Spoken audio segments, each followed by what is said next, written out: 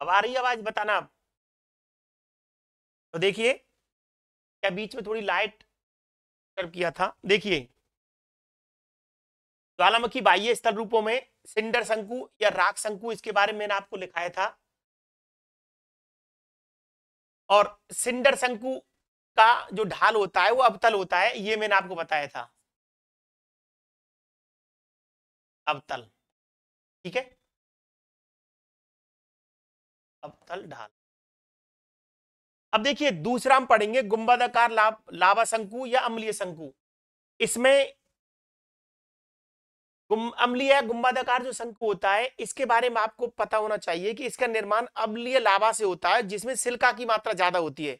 अब सिलिका की मात्रा ज्यादा होगी तो गाढ़ा होता है, और गाढ़ा होने से क्या होगा, वो मुख के पास ही जमा होता है, जो ज्वालामुखी का मुख होता है उसके पास ही जमा हो जाता है, और तीव्र ढाल वाले गुंबद का निर्माण करता है। तो ये आपका इसके बारे में लिखना है। लिखिए पहला पॉइंट, अम्लीय या गुंबदाकार शंकु में लिखिए उसका निर्माण अम्लीय लावा से होता है। निर्माण अम्लीय लावा द्वारा। दूसरा पॉइंट,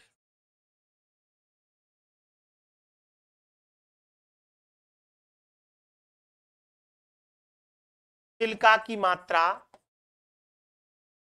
अधिक होने से गाढ़ा होता है, गाढ़ा होता है, जो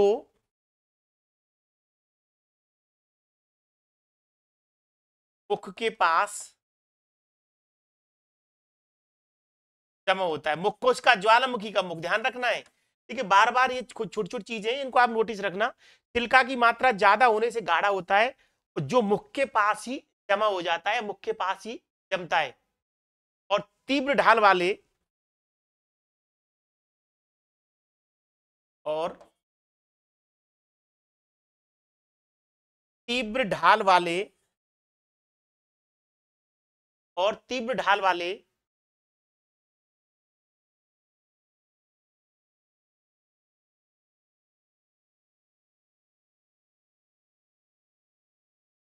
गुंबद का निर्माण करता है, और तीव्र ढाल वाले गुंबद का निर्माण करता है। एक पॉइंट और लिख लीजिए, हाल तीव्र या उत्तल होता है, उत्तल, ये चीज इसमें लिखनी है। जैसे देखिए इसकी संरचना देखिए कैसे होता है, डायग्राम ये है, ये इसका मुख है ज्वालामुखी का, तो बोलते हैं लंबवत पाइप। अब देखिए क्या करता है ये, इस प्रकार के डोम का निर्माण करता है। ये डोम है, इसको बोलते हैं गुंबद, लावा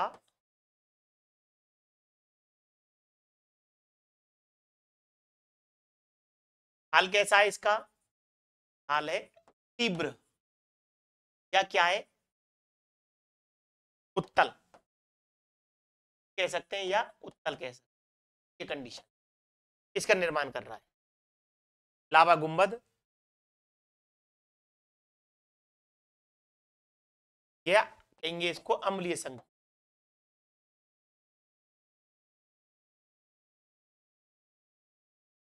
तो सिंडर शंकु अवतल ढाल होता है, और ये अम्लीय शंकु या गुंबदाकार संरचना का निर्माण करता है। गुंबद होता है वो आपके डोम जो होता है उसका ढाल है जो उत्तल होता है। जैसे देखिए, जैसे हम बात करें, एक दो उदाहरण दे रहे हैं हम, जैसे स्ट्रम्बोली, देखिए वही नाम बार बार रिपीट हो रहे हैं, स्ट्रम्बोली पढ़ चुके। कहाँ स्ट्रम्बोली ज्वालामुखी, इटली का ज्वालामुखी है, और भूमध्य सागर में, भूमध्य सागर का प्रकाश स्तंभ कहते हैं। ये इस प्रकार के गुंबद का निर्माण करता है। इसके बाद एक और है फ्रांस में, पाई डी डोम, पाई डी डोम, ये आपका फ्रांस में, इस प्रकार के एग्जाम्पल है। अब देखिए, अब इसके बाद हम बात करेंगे नंबर तीसरी संरचना, बाह्य संरचना है, बाह्य स्थल रूप हम बात कर रहे हैं, उसका नाम है पैठिक लावा शंकु। पैठिक लावा शंकु, वो अम्लीय लावा शंकु था, ये पैठिक लावा शंकु। और ये जो बनाएगा, ये बनाएगा लावा सील्ड। देखिए, इससे पहले वाले में अम्लीय लावा शंकु था, वो गुंबद बना रहा था। ये पैठिक लावा शंकु, ये लावा सील्ड बनाएगा। पैठिक लावा क्या होता है? पतला होता है, जिसमें सिलिका की मात्रा कम होती है।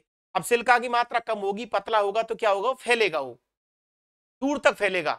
परिणाम स्वरूप कम ऊंचाई तथा मंद ढाल वाले शंकु का निर्माण होता है। ये मंद होना, कम होना, ज्यादा होना, ये ध्यान रखना, ये शब्द ये काम के आते हैं। तो पैठिक लावा शंकु में पहला बिंदु लिखिए,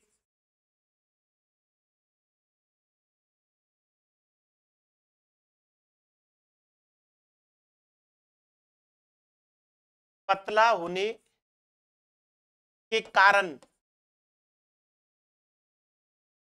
दूर तक फैलता है, फैलता है। लावा में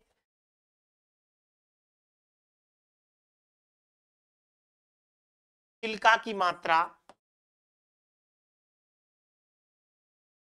कम होती है,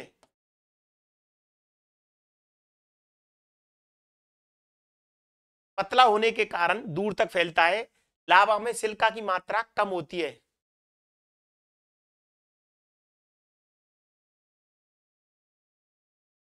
परिणाम स्वरूप क्या होगा जब पतला होगा? तो परिणाम स्वरूप, रटना नहीं है, बिल्कुल सामान्य सी भाषा है, सामान्य समझना है आपको। परिणाम स्वरूप कम ऊंचाई, कम ऊंचाई एवं मंद ढाल वाले, मंद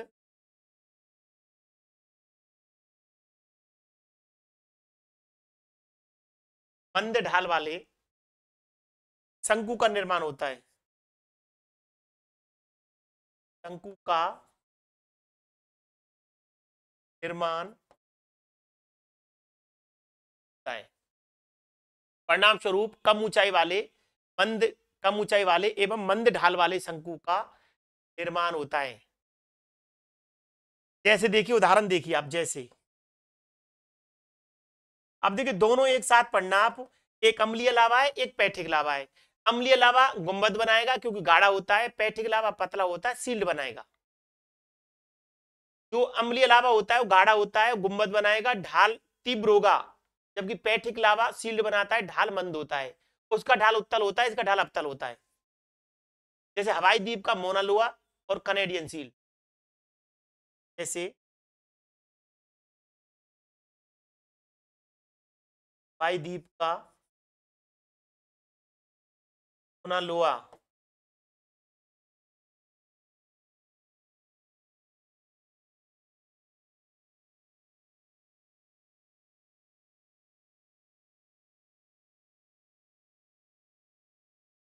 कनेडियन सील्ड, ये मेजर उदाहरण है कनेडियन सील्ड। अब इसका देखिए डायग्राम क्या होगा। वो ये डायग्राम आपका ऐसे ही होगा।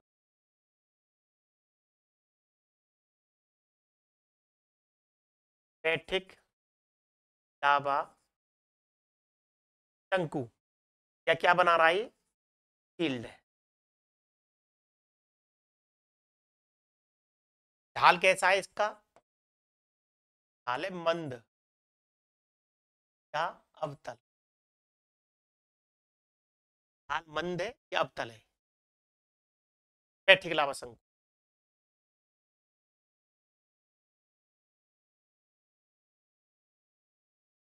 नंबर 4 लिखिए, विस्तृत शंकु। विस्तृत शंकु, विस्तृत शंकु।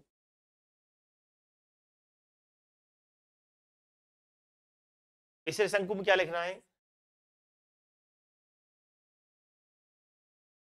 बड़े आकार के शंकु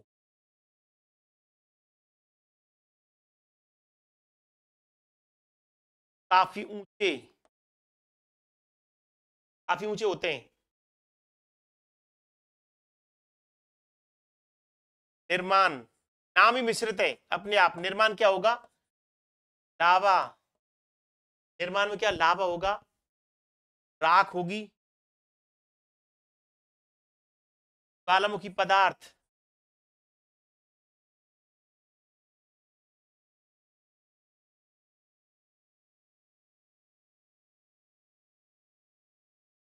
के क्रम से जमा होने से, जमा। अब देखिए इसमें मिश्रित लिखा हुआ है, तो मिश्रित का मतलब यही है, लावा होगा, राख होगी, ज्वालामुखी पदार्थ होंगे, ये क्या होंगे? क्रम से जमा होते जाएंगे एक के ऊपर एक। इस प्रकार से एक लंबे समय बाद यह जमाव समांतर परतों के रूप में होता है।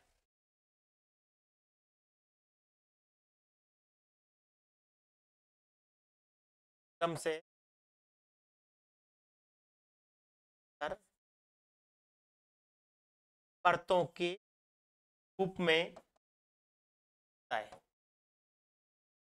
देखिए सबसे पहला आंतरिक रूपों में हमने लिखा पिंडर शंकु, जो राख से बनता है, ज्वालामुखी राख से, क्योंकि लावा जल्दी से बाहर आएगा, जल्दी ठंडा होगा, ठंडी होने से टुकड़े बनेंगे और उससे पिंडर शंकु बन जाएगा, जिसका ढाल अवतल होता है। दूसरी संरचना बताई मैंने आपको, अम्लीय लावा शंकु। अम्लीय लावा शंकु क्या होता है? गाढ़ा होता है, मुख के पास ही जमा हो जाता है, ज्वालामुखी के मुख के पास। तो वो एक डोम बनाता है, गुंबदाकार संरचना बनाती है, जिसके ढाल तीव्र होते हैं, उत्तल होते हैं। तीसरी स्थलाकृति बताई पैठिक लावा शंकु। पैठिक लावा शंकु क्या होता है? पतला होता है पैठिक लावा। पैठिक लावा पतला होने की वजह से दूर तक फैलता है, जिसे सील्ड बनाता है, जिसका ढाल मंद होता है, अवतल होता है। और नंबर 4 अभी बात कर रहे हैं मिश्रित शंकु। ये बड़े आकार के एवं काफी ऊंचे होते हैं। अब इसमें अनेक सब पदार्थों का जमाव होता है। इसका उदाहरण देखिए आप, देखिए कैसे एग्जाम्पल है इसके, कैसे लिख लीजिए, एग्जाम्पल लिख लीजिए। देखिए जापान का फ्यूजियामा, जापान का यामा, जापान का फ्यूजियामा। कॉपी में एक तरफ जैसे लिखा है ना, मैं यहां लिखिए आप इस साइड में, आगे की जो जगह बचती है उसको प्रैक्टिस करते समय काम में लीजिए आप, एक्टिव तरीके से पढ़िए, लिख लीजिए आप। और भी कोई चीज दिमाग में आ रही है लिख लीजिए, आपको ही पढ़ने आपके नोट्स। यूएसए का सस्ता रेनियर हुड, यूएसए के सस्ता रेनियर हुड, यूएसए के सस्ता रेनियर और हुड, ये ज्वालामुखी है। सस्ता रेनियर हुड। फिलीपींस का मेयान,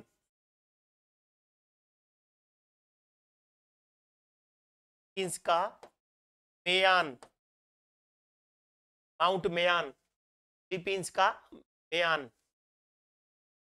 तो ये सभी मिश्रित शंकु के उदाहरण है। अब देखिए नंबर 5, नंबर 5 है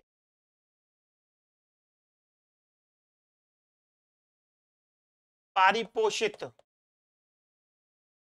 पारिपोषित शंकु, पारिपोषित शंकु।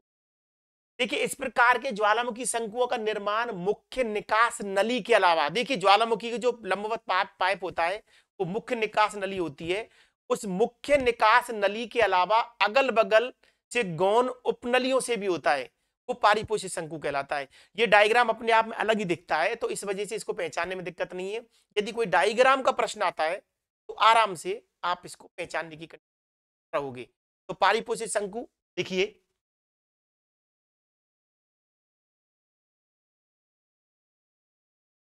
इस प्रकार के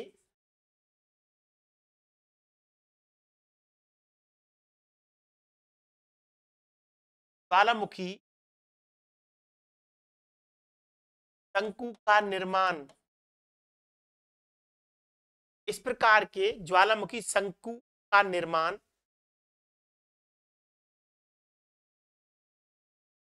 मुख्य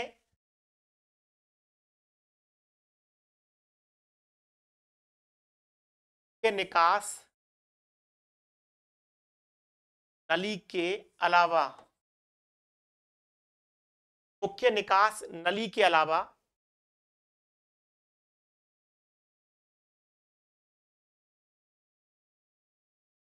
अगल बगल से अन्य गौण उपनलियों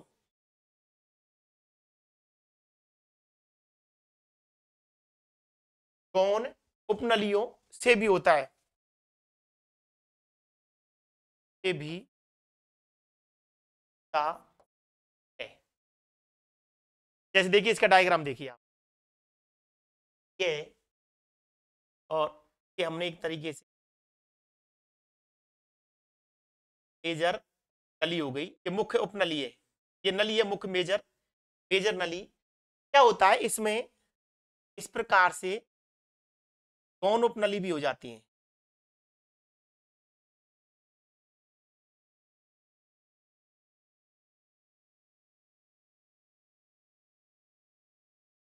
इस तरीके, इसको बोलते हैं पारिपोषित शंकु।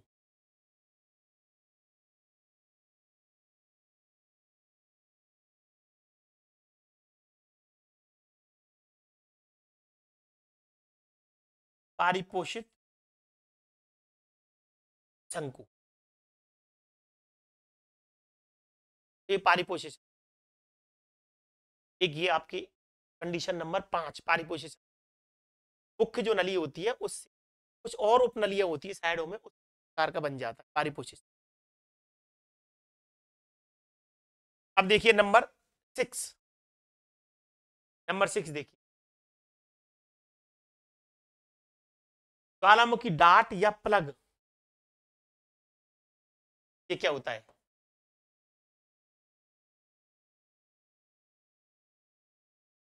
ज्वालामुखी डाट या प्लग। देखिए डाट सुना होगा आपने, एक बोतल होती है तो उसमें कई बार कॉर्क लगाते हैं, डाट लगाते हैं।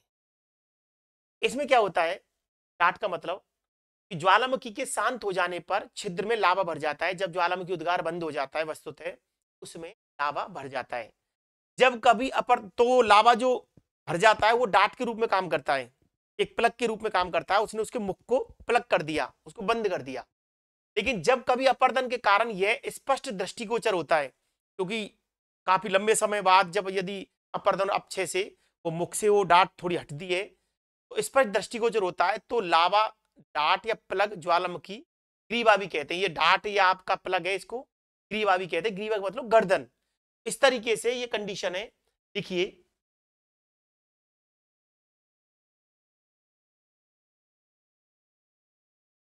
ज्वालामुखी के शांत हो जाने पर, शांत हो जाने पर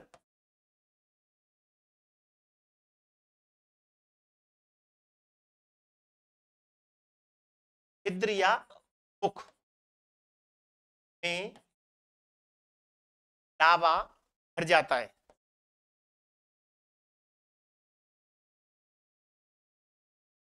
ज्वालामुखी के शांत हो जाने पर छिद्र या मुख में लावा भर जाता है। जब कभी, जब कभी अपर्दन या अपक्षय द्वारा, अपर्दन अपक्षय के द्वारा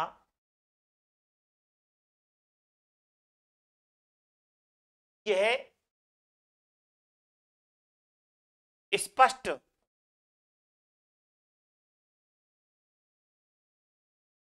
दृष्टिगोचर होता है, ये स्पष्ट दृष्टिगोचर होता है, तो इसे लावा डाट या प्लग कहते हैं।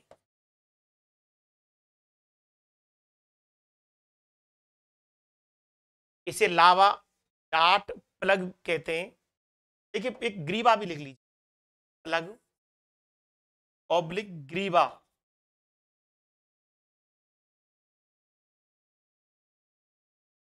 सरल भाषा में बिल्कुल एक बोतल होती है, बोतल के मुख को जब हमें बंद करना होता है तो उसमें डार्ट लगाते हैं।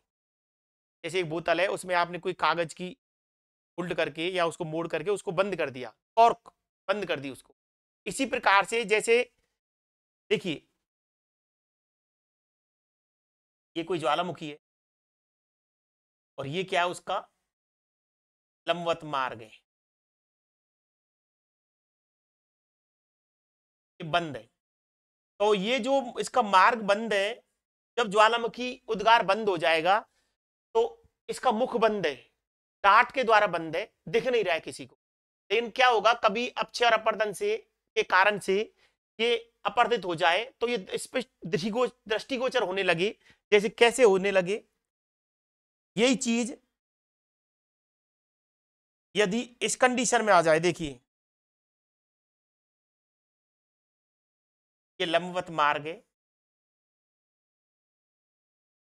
ऐसे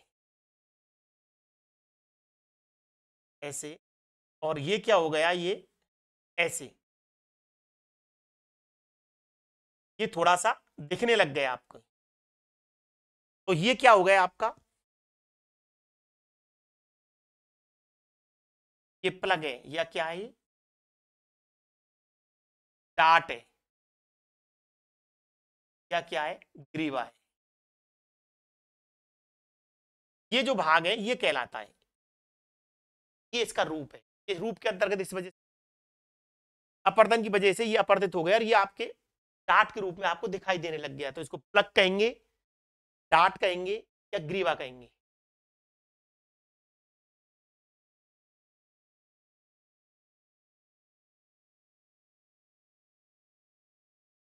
ये कुछ नाम है।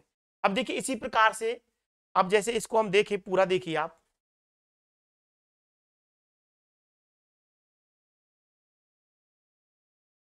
ज्वालामुखी के बाहरी रूप स्थल रूपों में ये टॉपिक चल रहा था, इससे पहले भी मैंने आपको बताया इसके बारे में कि ज्वालामुखी क्रिया से बाहर स्थल रूप बनते हैं। जो आंतरिक भाग होता है उसमें जमता है मैग्मा, जब तो आपके अलग स्थल रूप बनते हैं, जैसे कोई चट्टानों के बीच में जम गया, जैसे बैथोलित, लेकोलित, फेकोलित, वो तो आंतरिक स्थला करती हैं। ज्वालामुखी द्वारा निर्मित आंतरिक स्थल रूप है, ये आग्नेय चट्टानों के आंतरिक रूप है। ये जो मैं लिखा रहा हूं ये ज्वालामुखी के बाहरी स्थल रूप है। ज्वालामुखी उद्गार से लावा के जमने से जो विभिन्न स्थल रूप बनते हैं, उसमें सिंडर शंकु या राख शंकु, इसका क्या होता है, ढाला हुआ अवतल होता है। राख शंकु का, सिंडर शंकु का अवतल होता है। अवतल का मतलब हम लिख सकते हैं मंद भी होता है। ये क्या कहते हैं इसको, मंद ढाल या अवतल ढाल होता है ये वाला। और ये एक तरीके से राख से या सिंडर से जमने से होता है, इसके बारे में बताया था। जब ज्वालामुखी लावा शीघ्र ठंडा हो जाता है तो ठोस टुकड़ों में टूट जाता है और उससे जमने से सिंडर शंकु का निर्माण होता है। फिर हमने बात की दूसरा, गुंबदाकार लावा शंकु। गुंबदाकार लावा शंकु, इसके बारे में डिटेल में मैंने आपको बताया है कि ये जो होता है गुंबदाकार,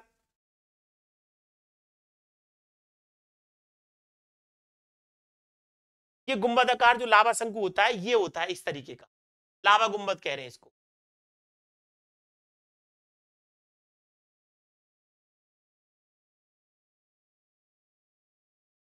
ये अम्लीय या गुंबदाकार शंकु, ये वाला अम्लीय या गुंबदाकार शंकु, क्योंकि ये आपका गाढ़े से बनता है तो ये ज्यादा तीव्र ढाल वाला होता है। तीसरा मैंने बताया था पैठिक लावा शंकु, जो पतले लावा से बनता है। ये इसका डायग्राम बताया पैठिक लावा शंकु का, जो ढाल मंद होगा क्यों दूर तक फैलेगा। ये मिश्रित शंकु है, जिसके एग्जाम्पल भी हमने लिखे मिश्रित शंकु के। फिर हमने नंबर 5 पारिपोषित शंकु की मुख्य मार्ग है, उससे इतर भी कुछ उपनलियां बन जाए तो आपका पारिपोषित शंकु है। ये ज्वालामुखी डाट या प्लग मैंने आपको बताया, ज्वालामुखी डाट की जो मार्ग होता है वो बंद हो जाता है, जब कभी अपक्षय और अपरदन से वो दिखाई देता है तो उसको डाट या वो कहते हैं, हम प्लग भी कहते हैं।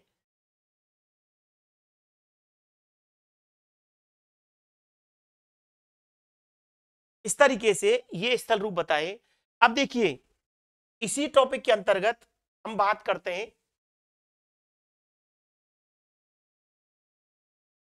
कुछ अन्य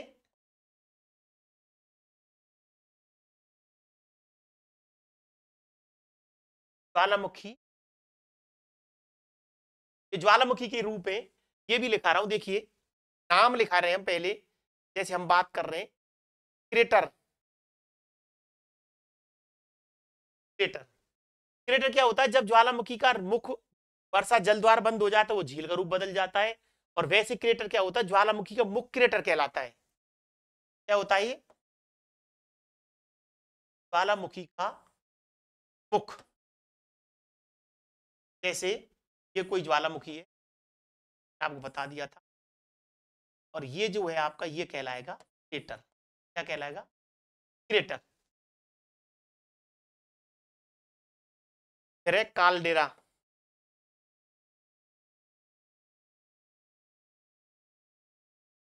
ये होता है क्रेटर का बड़ा रूप। क्रेटर का बड़ा रूप, ये कालडेरा होता है, जो बड़ा मुख वाला हो क्रेटर। फिर शब्द है घोंसलादार कालडेरा। जैसे इसको अलग अलग बिंदु में लिख लीजिए, आप चाहे संख्या डाल लीजिए, वैसे लिखिए कालडेरा, क्रेटर, घोंसलादार कालडेरा। घोंसलादार कालडेरा क्या होता है?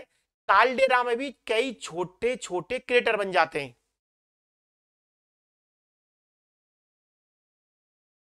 कालडेरा में कई छोटे छोटे क्रेटर बन जाते हैं।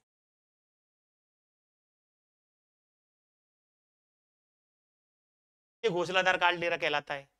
अब देखिए आगे अगला शब्द देखिए, इसी में जगह में बिंदु लिख रहा हूं, अन्य तथ्य के अंतर्गत। लेकिन इनको कहीं लिख लीजिए, कौन में शब्दावली है, प्रश्न है। इसके बाद देखिए आप क्रेटर झील, अगला शब्द क्या है? क्रेटर। क्रेटर झील कैसे बनती है? जैसे ज्वालामुखी उद्गार हुआ, बंद हो गया, उसके बाद पानी भर गया। जब कभी ज्वालामुखी का मुख वर्षा जल से भर जाता है, जब कभी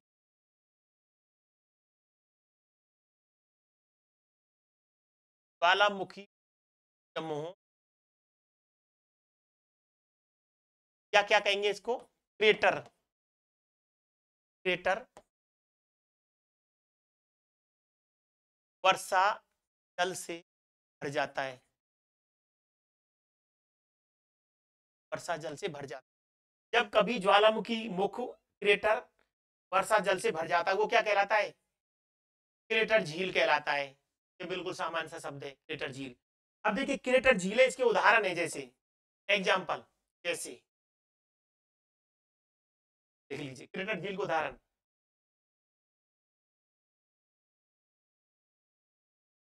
टोवा झील। टोवा झील, इनको आपको एटलस में चेक करना है। एटलस खोलोगे और ये टोवा झील का जो मिलेगी लोकेशन, में आपको सामने लिख रहा हूं, इंडोनेशिया है, सुमात्रा। सुमात्रा इसमें आती है कौन से देश में? इंडोनेशिया। आप इसको चेक कर लेना, कई बार एग्जामिनेशन में आता है। आपको क्या चेक करना है? जावा और सुमात्रा दो द्वीप हैं इंडोनेशिया के। इंडोनेशिया के देखिए ऐसे द्वीप हैं, ऐसे ऐसे। ये तो है सुमात्रा, और नीचे है जावा। पूरा बता रहा हूं। तो इस सुमात्रा के अंदर ये झील है, इस तरीके से। ये आपका क्या है? टोवा है, टोवा झील। ये टोवा झील है। और ध्यान रखना, विशालतम क्रेटर झील है। ये क्या है? टोवा। इसके बारे में एक तथ्य और लिख लीजिए, विशालतम क्रेटर झील। विशालतम क्रेटर झील। तो उदाहरण में नंबर 1 लिखा है हमने, संख्या डाल देता हूं कंफ्यूजन नहीं होगा, तो तयाम नीचे कई चीज लिखी। नंबर 1 टोवा झील। ये बनाने से आपको एकदम याद हो गया, किताब में चेक कर लेना, अंडरलाइन कर लेना, हाईलाइटर से उसको पार कर लेना। ठीक है, अब देखिए आगे नंबर 2, दूसरी क्रेटर झील का उदाहरण विश्व में, लोनार झील महाराष्ट्र, ये भारत का है। लोनार, ये प्रश्न भी कई एग्जामिनेशन में आता है, कहां पर है ये? महाराष्ट्र। ये भी चेक कर सकते हो आप, महाराष्ट्र।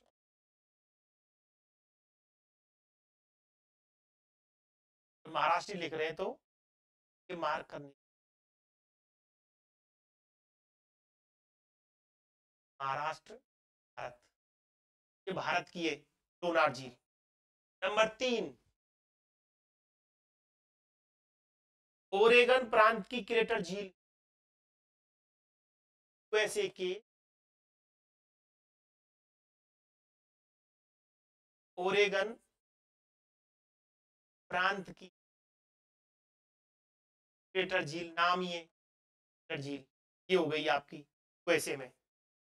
नंबर 4, आइसलैंड की आस्क जुएटन झील, आइसलैंड द्वीप है,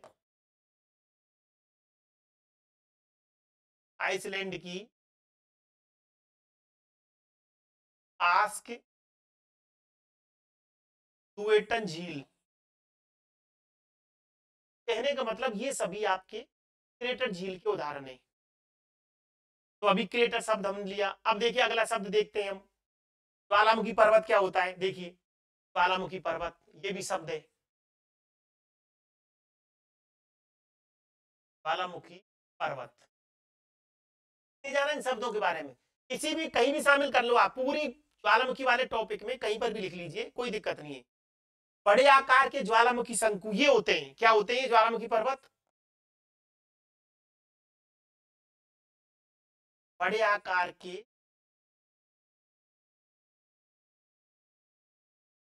ज्वालामुखी शंकु, उदाहरण देखिए, जब पर्वत का रूप हो जाएगा इसका मतलब ज्यादा बड़ा शंकु है। देखिए जब छोटा है तो शंकु कहलाता है, जब बड़े आकार ले लेता है तो ज्वालामुखी शंकु होता है। जैसे कौन सा है? जैसे बताइए कोई शंकु याद आ रहा हो आपको? फ्यूजियामा, जापान का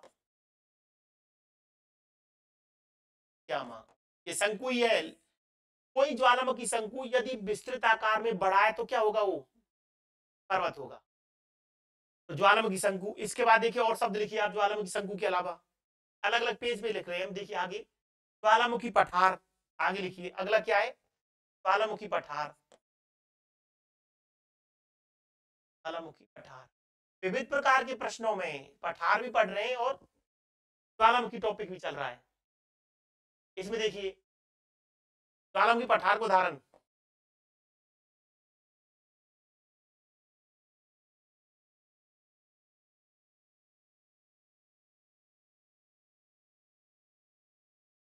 पैठिक लावा के फैलने से निर्मित। देखिए जब लावा गाढ़ा होगा तो फैलेगा नहीं, जब तो गुम्बद बनाएगा, जब तो पर्वत बनाएगा। जब पैठिक लावा के फैलने से निर्माण होता है, जैसे कुछ उदाहरण, जैसे भारत का दक्कन ट्रैप,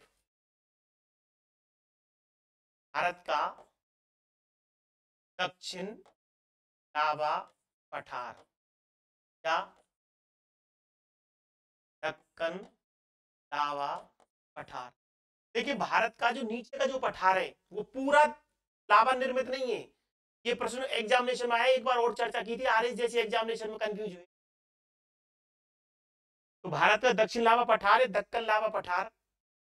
एक और है उदाहरण प्रसिद्ध है, कोलंबिया का पठार, कोलंबिया का पठार कहाँ है? इसमें प्रसिद्ध है वैसे, कोलंबिया का पठार।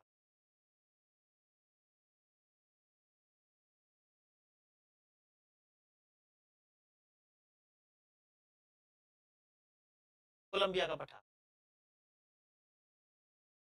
ये अलग है। भारत की जब बात की है तो भारत का मैं थोड़ा सा बता रहा हूं आपको। देखिए ये है, ये भारत है और भारत का, दक्षिण भारत का पठार है। पठार मतलब तीन ओर से जल से घिरा हुआ है, लेकिन इस पठार के अंदर ही ये जो क्षेत्र है, ये वाला, ये है आपका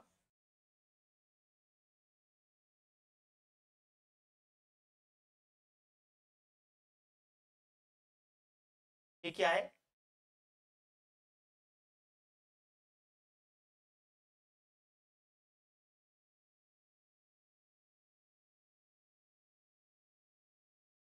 आगे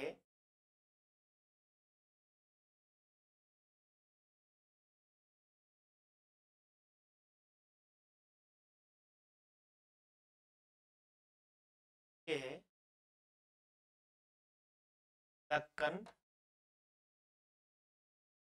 ट्रैप, दक्कन लाभ पठार, या इसको कहेंगे हम दक्कन ट्रैप।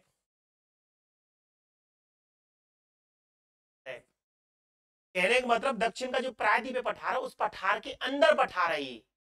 तो क्रेटर क्रेटर झील क्या होती है, मूलाधार काल्डेरा क्या होता है, ये ज्वालामुखी पठार क्या होता है, पैट्रिक लावा के फैलने से निर्मित होता है। पतला लावा होता है, दूर तक फैलता है। शंकु जब बड़ा रूप का होता है, वो पर्वत कहलाता है, ज्वालामुखी पर्वत। तो ये अलग अलग विविध प्रकार के ये टॉपिक भी इसके अंतर्गत मैंने आपको बताए। तो ये आज की क्लास में मुख्य रूप से हमने बात की है कि ज्वालामुखी से बनने वाले आंतरिक रूप के बारे में पढ़ते हैं चट्टान में, आग्नेय चट्टान में। लेकिन ये है आपके बाहरी रूप। आंतरिक रूप होते हैं वो मैग्मा के भूगर्भ के अंदर जमने से बनते हैं, पैथोलिथ, लेकोलिथ, फेकोलिथ, इस तरीके से। और बाहरी रूप होते हैं वो विभिन्न शंकुओं के रूप में बनते हैं। तो आज की क्लास में इतना ही। आप सभी के लिए नमस्कार, थैंक यू। तो इस टॉपिक को भी कर लेना आप, ये शंकु वगैरह होते हैं वैसे समझने लायक है, इसको किस कैटेगरी में रखो ये कोई जरूरी नहीं है। लेकिन बाकी ये है, दो ही बात समझनी है आपको। देखिए, ज्वालामुखी, ये दो रूप समझ, दो टॉपिक समझने, ज्वालामुखी रूप या स्थलाकृति, स्थल या स्थलाकृति। मैं आपको ऑब्लिक करके इसी वजह से लिखता हूं कि क्लियरिटी आ जाए पूरी। देखिए, इसको दो वर्गों में रखते हैं, ऐसे समझ लीजिए आप। ये तो होते हैं आपके आंतरिक, आंतरिक, और ये हुए आपके बाह्य। आंतरिक में क्या क्या है, जैसे आंतरिक में देखिए, लिख रहा हूं आंतरिक में, ज्वालामुखी स्थल रूप, ज्वालामुखी स्थल रूप या स्थलाकृति दो भागों में बांटी हमने, आंतरिक और बाहरी। आंतरिक में हम लिख रहे हैं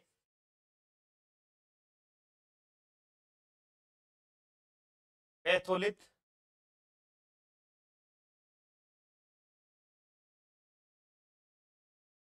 एकोलिथ,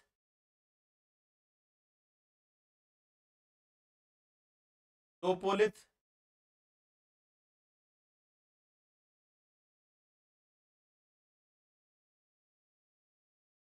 एकोलिथ,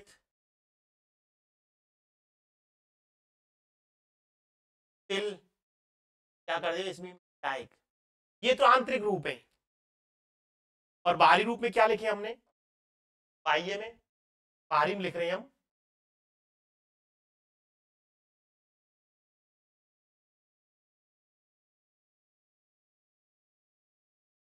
पिंडर शंकु, अम्लीय शंकु, अम्लीय लावा शंकु। नंबर 3 पैठिक लावा शंकु। नंबर 4 मिश्रित शंकु,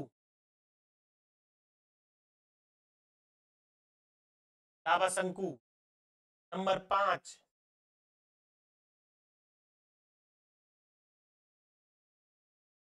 पारिपोषित लावा शंकु, तरीके से।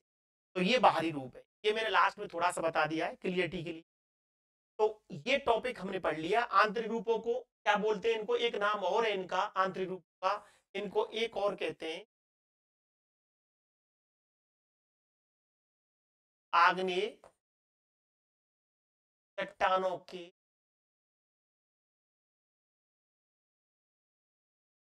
आंतरिक रूप। आग्नेय चट्टान भी किससे बनती है?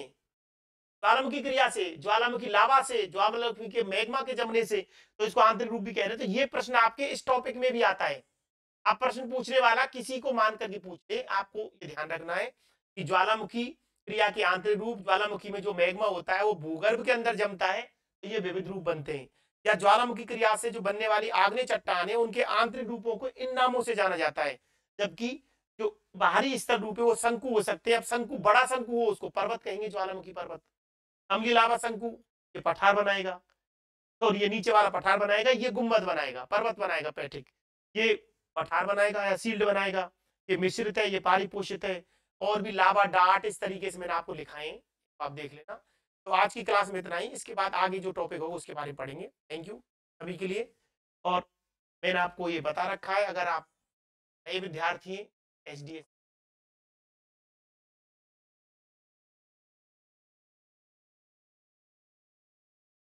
ऐप पर जाकर के आप देख,